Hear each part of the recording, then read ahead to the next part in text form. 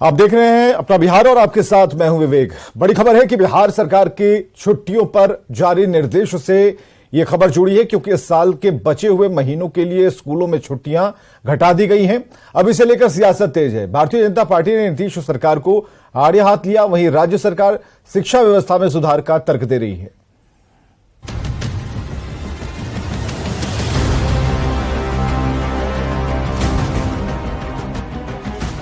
बिहार के शिक्षा विभाग के नए फरमान को लेकर जमकर सियासत हो रही है। विभाग ने दुर्गा पूजा, छठ और दीपावली की छुट्टियां कम कर दी हैं, तो वहीं जियुतिया, तीज, जन्माष्टमी, चित्रगुप्त पूजा और भैया दूज की छुट्टियां रद्द कर दी। के पाठक के आदेश पर अब शिक्षक भड़क गए हैं, तो मुद्दे पर सियासत तेज हो गई है। 9 त्योहारों की 14 छुट्टियां रद्द हुई हैं, जिनमें जन्माष्टमी, तीज व्रत, जियुतिया, दुर्गा पूजा, दीपावली, चित्रगुप्त पूजा, भैया दूज, छठ पर्व और गुरु नानक जयंती शामिल है। ऐसे में बीजेपी नेताओं ने कड़ी आपत्ति जताई है। सोशल मीडिया प्लेटफॉर्म एक्स पर पोस्ट करते हुए गिरिराज सिंह लिखते हैं कि शिक्षा विभाग, बिहार सरकार की ओर से दुर्गा पूजा, दिवाली और छठ पूजा की छुट्टियां रद्द कर दी गई हैं। कल संभव है बिहार में शरिया कानून लगा दी जाए और हिंदू त्योहार मनाने पर रोक लग जाए। आप में हिम्मत है कि आप किसी मुस्लिम छुट्टियों को इस ढंग से काटे? तो ये एक तरह से साजिश है और शरिया कानून के तहत वोट की राजनीति में ये सरकार जा रही है। छुट्टियां रद्द होने के बाद बिहार की सियासत गर्म है। जेडीयू अध्यक्ष ललन सिंह बीजेपी पर धार्मिक उन्माद फैलाने का आरोप लगा रहे हैं, तो जवाब में चिराग पासवान नीतीश सरकार पर तुष्टीकरण का आरोप लगा रहे हैं। जिसको हम लोग बड़का झूठा पार्टी कहते हैं, वो कोई भी मौका ऐसा नहीं छोड़ती है जिससे समाज में धार्मिक उन्माद फैलाए। हम लोग समाज के हर धर्म का सम्मान करते हैं। आप शिक्षकों को पहले तो आप प्रताड़ित कीजिएगा, आप उनको शराब ढूंढने का भी काम करवाइएगा, गणनाओं में भी आप उनका इस्तेमाल कीजिएगा और जो उनका अधिकार है उसमें भी आप सेंधमारी कीजिएगा। बिहार सरकार की मंशा भले ही शिक्षा व्यवस्था दुरुस्त करने की रही हो, पर त्योहारों के मौसम में छुट्टियों की संख्या में कटौती किए जाने पर सियासत तेज हो गई है। न्यूज़ 18 के लिए दिल्ली से अनूप गुप्ता के साथ ब्यूरो रिपोर्ट। शिक्षा विभाग के आदेशों से बिहार के शिक्षकों में काफी नाराजगी है। शिक्षकों का कहना है कि अगर फैसला वापस नहीं हुआ तो वे आंदोलन करेंगे।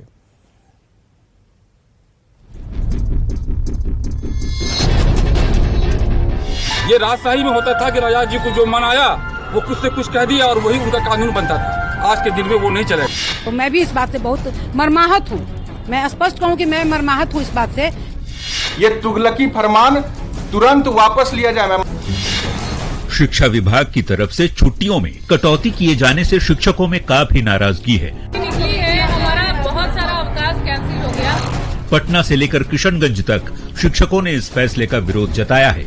पटना की शिक्षिकाओं का कहना है कि रक्षाबंधन, तीज, जियुतिया और छठ जैसे पर्व पर छुट्टियों में कटौती उनकी भावनाओं को आहत करने वाली है। तो मैं भी इस बात से बहुत मर्माहत हूँ। मैं स्पष्ट कहूँ कि मैं मर्माहत हूँ इस बात से कि हम लोग काम करने में सरकार के कदम से कदम मिलाकर जो आदेश देती है सरकार, हम लोग उसको अक्षर से पालन करने की कोशिश करते हैं। शिक्षकों का कहना है कि शिक्षा को बेहतर बनाने के नाम पर उनकी छुट्टियां काटी जा रही हैं, लेकिन जब उनसे गैर शैक्षणिक कार्य कराए जाते हैं तब क्या बच्चों की पढ़ाई बाधित नहीं होती? ना 100% एफर्ट दे रहे हैं यहाँ पर, तो फिर हम लोग हर चीज फॉलो कर रहे हैं जो आ रहा है। बट ऐसे कहा जाएगा अचानक रक्षाबंधन में नहीं आइए, हमारे बच्चे हैं, उनके भाई बहन है, मेरे भाई बहन है, मेरे हस्बैंड के भाई बहन है, सबको देखना है। शिक्षक संघ के नेताओं का तो यहाँ तक कहना है कि पहले से घोषित छुट्टियां नहीं मिलने पर आंदोलन भी करेंगे। वहां पर छठ की छुट्टी को रद्द कर दिया, दुर्गा पूजा की छुट्टी को रद्द कर दिया। ये तुगलकी फरमान तुरंत वापस लिया जाए। के पाठक के शिक्षा विभाग में आने से भले ही शिक्षा व्यवस्था सुधरी हो या ना सुधरी हो, लेकिन शिक्षा विभाग के फरमान आए दिन नए विवादों को जन्म जरूर देते रहे हैं। न्यूज़ 18 के लिए पटना से रजनीश कुमार के साथ ब्यूरो रिपोर्ट। मुंबई में कल और परसों विपक्षी गठबंधन की तीसरी बैठक होने से पहले ही नेताओं के बीच अपने अपने नेताओं को पीएम कैंडिडेट बनाने की मांग उठ रही है, जिस पर सियासत तेज है।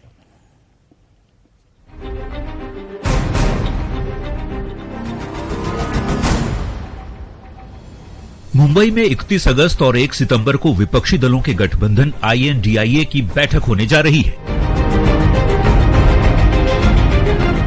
लेकिन उसके पहले ही सियासत गर्म है।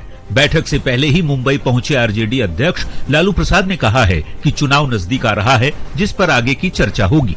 कल मीडिया का क्या एजेंडा रहेगा? एजेंडा रहेगा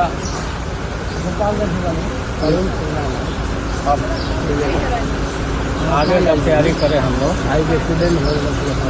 चुनाव नजदीक आ रहा है। लालू भले कह रहे हों कि सब कुछ मीटिंग में तय होगा, पर मुंबई की बैठक से पहले ही INDIA के गठबंधन में PM पद को लेकर घमासान तेज है। जेडीयू के मुख्य प्रवक्ता केसी त्यागी के बाद अब जेडीयू के राज्यसभा सांसद वशिष्ठ नारायण सिंह ने कहा है कि नीतीश कुमार में प्रधानमंत्री बनने के तमाम गुण मौजूद हैं। अनुभव, क्षमता,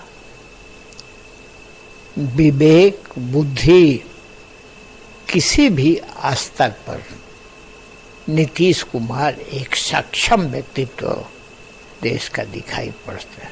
PM पद की उम्मीदवारी पर घमासान तब और बढ़ गया जब आम आदमी पार्टी की प्रवक्ता ने अपनी पार्टी के नेता अरविंद केजरीवाल को प्रधानमंत्री कैंडिडेट बनाने की मांग की। आप मुझसे पूछेंगे तो मैं तो चाहूंगी अरविंद केजरीवाल जी हो प्रधानमंत्री के उम्मीदवार भी और देश के। और अरविंद केजरीवाल जी लगातार जनता के मुद्दे उठाते हैं, लगातार एक चैलेंजर की तरह वो उभरे हैं, देखे जा सकते हैं। बैठक से पहले ही विरोधी गठबंधन के नेताओं के बीच PM कैंडिडेट को लेकर जारी बयानों पर बीजेपी सांसद सुशील मोदी भी तंज कस रहे हैं। प्रधानमंत्री पद की दावेदारी की बात हो रही थी और अब उसके बाद हुआ कि संयोजक बनाए जाएंगे, और अब तो लालू यादव ने हवा निकाल दिया और कह दिया कि हर 3-4 राज्यों को मिलाकर क्षेत्रीय संयोजक बनेंगे। विपक्षी गठबंधन की पटना और बेंगलुरु में हुई बैठकों के बाद मुंबई में हो रही तीसरी बैठक से पहले ही जिस तरह से विपक्षी नेताओं के बीच अपने अपने नेताओं को PM कैंडिडेट बनाने की बातें तेज हो गई हैं, वो 24 की लड़ाई में बीजेपी को एकजुट होकर टक्कर देने की मुहिम को झटका दे सकती है। न्यूज़ 18 के लिए पटना से आनंद अमृतराज के साथ ब्यूरो रिपोर्ट।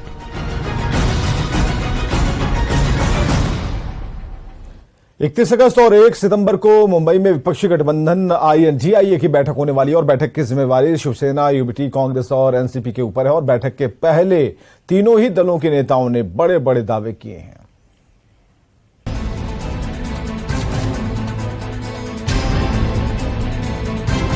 ये पब्लिक है, सब जानती है, और कुछ भी करे तो अभी उनको बचाने वाला कोई नहीं है। तीसरी बैठक से ठीक पहले INDIA के नेताओं ने विपक्षी गठबंधन के और ज्यादा मजबूत होने का दावा किया है। दावा है कि बेंगलुरु में हुई पिछली बैठक में 26 दल के नेता पहुंचे थे। मुंबई की बैठक में 28 दल के नेता जुट रहे हैं, यानी INDIA के कुनबे में 2 दलों की बढ़ोतरी हो रही है। इसमें डेवलपमेंट का एजेंडा है, कुछ पॉजिटिव काम करने का एजेंडा है, और साथ ही साथ देश के जो फैसिस्ट फोर्सेस है उनको रोकने की चुनौती हमने स्वीकार कर ली। इसलिए एक छत्र में सब यहां पर इकट्ठा हुए। 31 अगस्त और 1 सितंबर को मुंबई में होने वाली विपक्ष की बैठक की हलचल मुंबई में दिखने लगी। शहर में विपक्षी नेताओं के बड़े बड़े पोस्टर, बैनर दिखाई देने लगे। आपको बताएं कि बैठक की जिम्मेवारी शिवसेना, UBT, कांग्रेस और NCP के ऊपर है। बैठक के पहले तीनों ही दलों के नेताओं ने संयुक्त प्रेस कॉन्फ्रेंस की और बड़े दावे किए। उद्धव ठाकरे ने कहा कि 2019 के चुनाव में आज के इंडिया गठबंधन की पार्टियों को 23 करोड़ 40 लाख वोट मिले थे, जबकि बीजेपी को 22 करोड़ वोट मिले थे। और आज जब ये सभी दल एक साथ लड़ेंगे तो बीजेपी को कोई हार से नहीं बचा पाएगा। ब्रिटिश भी तो विकास कर ही रहे थे, हमें विकास भी चाहिए, लेकिन विकास के साथ साथ हमें आजादी भी चाहिए, और विकास से भी ज्यादा ऊंची हमारी आजादी है। उसकी रक्षा करने के लिए हम सारे इकट्ठा आए हैं। चुनावी रणनीतिकार प्रशांत किशोर ने विपक्षी गठबंधन खासकर नीतीश कुमार और लालू प्रसाद पर निशाना साधते हुए कहा, जिनका अपना ठिकाना नहीं वो प्रधानमंत्री बनने और बनाने चले हैं। लोकसभा में आरजेडी का 0 MP है, 0, लेकिन प्रधानमंत्री से नीचे ये लोग बातें नहीं करते। उसी तरह नीतीश कुमार की हालत है। देश में आप सबसे गरीब, सबसे पिछड़े, सबसे पिछड़ी है, लेकिन आप बात करेंगे तो ऐसे करेंगे जैसे बिहार को आपने अमेरिका बना दिया है। एक तरफ विपक्षी नेता एकता की बात कर रहे हैं, दूसरी तरफ विपक्ष में PM पद के दावेदारों की संख्या बढ़ती जा रही है। सवाल है कि क्या एक अनार 100 बीमार जैसा दिखता विपक्ष मिलकर भी मोदी का मुकाबला कर पाएगा। न्यूज़ 18 के लिए मुंबई से अमित राय और मुजफ्फरपुर से प्रियांक सौरभ की रिपोर्ट। कांग्रेस के सीनियर लीडर दिग्विजय सिंह ने ईवीएम में चिप डालकर वोट को हैक करने का आरोप लगाया है। दिग्विजय सिंह ने कहा कि ईवीएम मशीन में हो रही चोरी के खतरे में पड़े लोकतंत्र को बचाने के लिए मिलकर लड़ाई लड़नी होगी। दिग्विजय के बयान पर जीतन राम मांझी ने पलटवार किया। मांझी ने कहा कि विपक्ष को 2024 के हार का डर सता रहा और हार के डर से वो अभी से ही माहौल बना रहे हैं। और मैं पूछना चाहता हूं कांग्रेस के महारथियों को कि अगर ईवीएम खराब रहता तो कर्नाटक में कैसे वो चुनाव जीत गए होते।